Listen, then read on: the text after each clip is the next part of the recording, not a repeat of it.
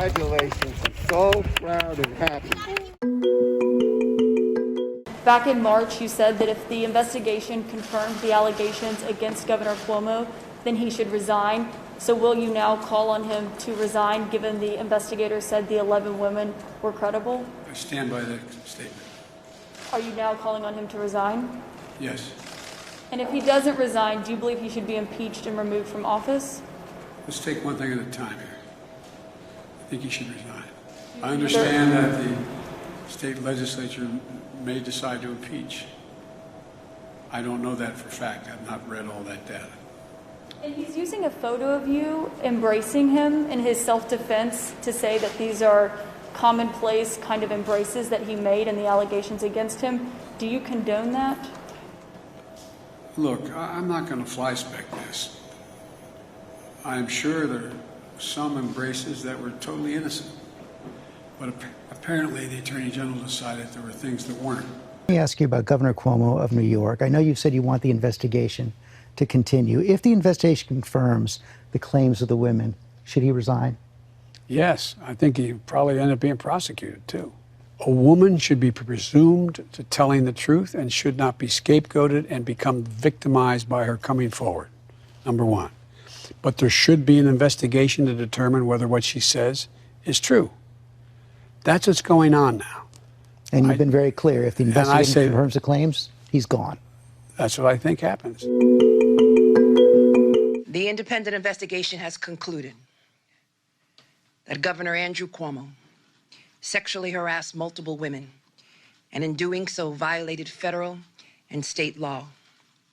Specifically, the investigation found that Governor Andrew Cuomo sexually harassed current and former New York State employees by engaging in unwelcome and non-consensual touching and making numerous offensive comments of a suggestive and sexual nature that created a hostile work environment for women. The investigators independently corroborated and substantiated these facts through interviews and evidence, including contemporaneous notes and communications. This evidence will be made available to the public along with the report.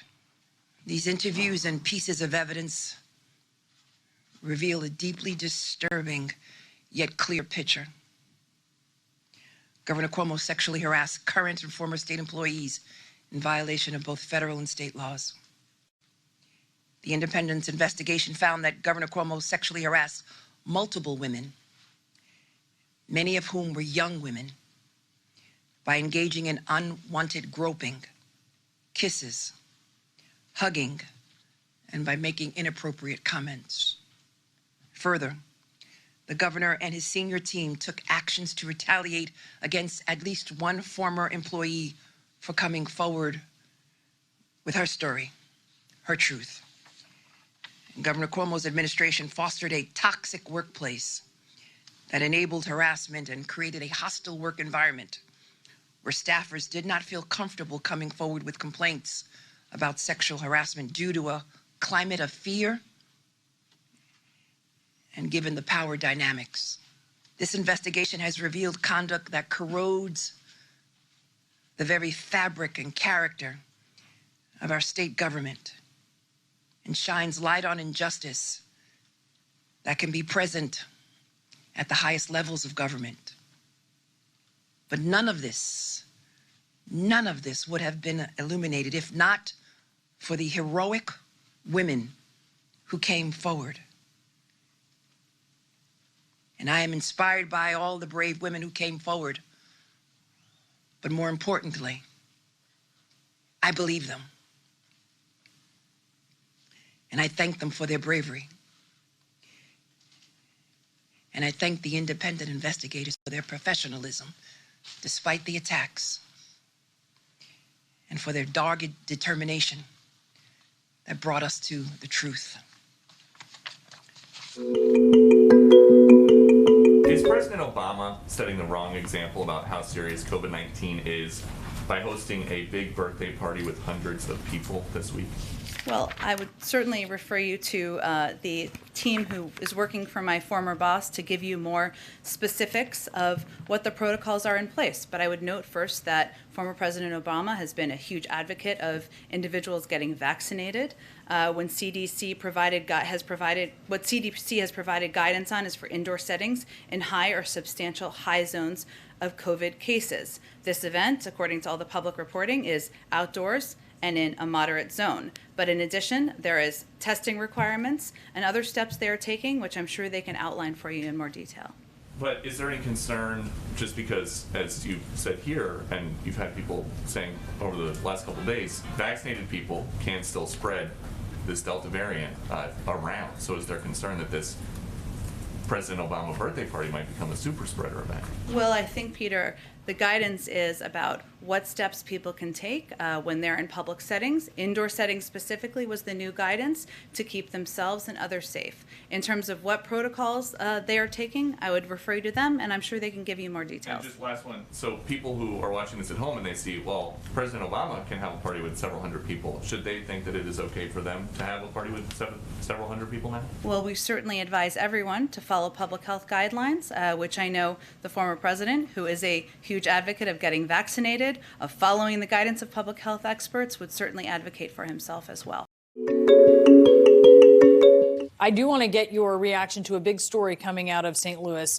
The governor of Missouri, a Republican, has pardoned Mark and Patricia McCloskey, who were famously photographed pointing guns at protesters during June of 2020 in those demonstrations in St. Louis. You were actually among the marchers who encountered the McCloskeys that day. Mark McCloskey at the Republican convention called you the Marxist liberal activist leading the mob through our neighborhood. What is your reaction to this pardon?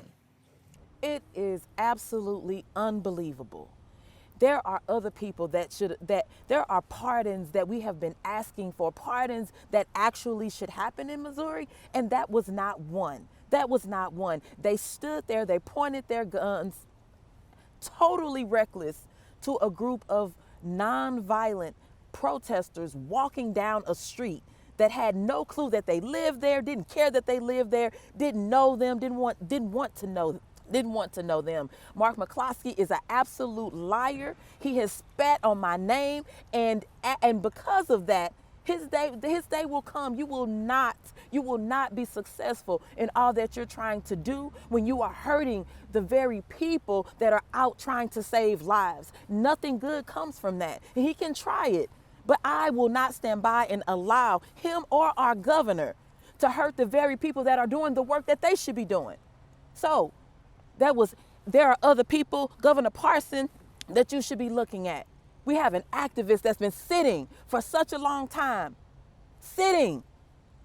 Do something. Actually show up and be the governor of all the people of Missouri.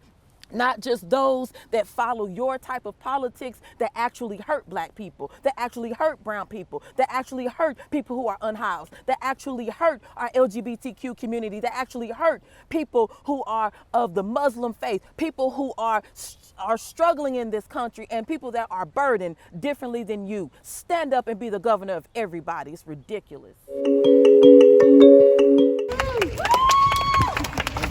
Congratulations. I'm so proud and happy. They're walking to the steps. Where are we going? Boy, oh boy. You guys are fabulous.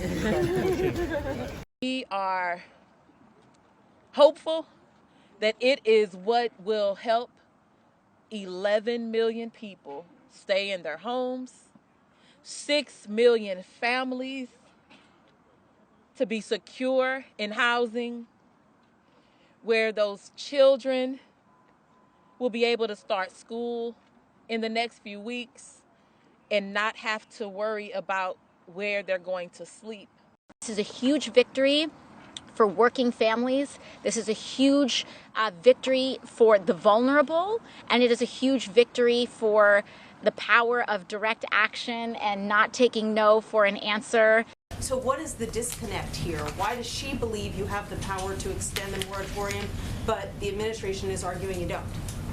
Well, I would say that on this particular issue, the President's not only kicked the tires, he has double, triple, quadruple checked. He has asked the CDC to look at whether you could even do targeted eviction moratorium that just went to the counties that have higher rates, and they as well have been unable to find the legal authority for even new targeted eviction moratoriums. We're learning that your administration is about to announce a new partial eviction moratorium, COVID-related. Can you tell us any more about that, and are you sure it's going to pass Supreme Court muster?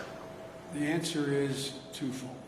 One, I've sought out constitutional scholars to determine what is the best possibility that would come from executive action or the CDC's judgment.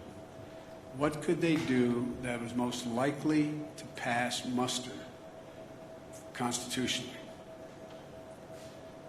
The bulk of the constitutional scholarship says that it's not likely to pass constitutional muster, number one.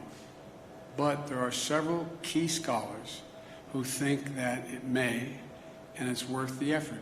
So I don't want to get ahead. The CDC has to make this. I asked the CDC to go back and consider other options that may be available to them. You're going to hear from them what those other options are. I have been informed they're about to make a judgment as to potential other options. Whether that option will pass constitutional measure with this administration, I can't tell you. I don't know. There are a few scholars who say it will, and others who say it's not likely to. But at a minimum, by the time it gets litigated, we'll probably give some additional time while we're getting that $45 billion out to people who are, in fact, behind in the rent and don't have the money.